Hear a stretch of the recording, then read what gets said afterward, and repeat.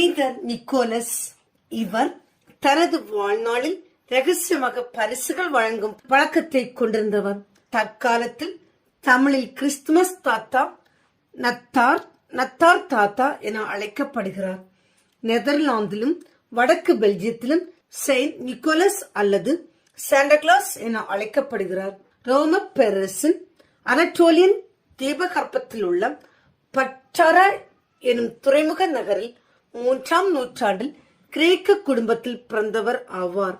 இவர் லிஸ்ஸாவில் உள்ள மிரா நகரில் வசித்ததாக கூறப்படுகிறது.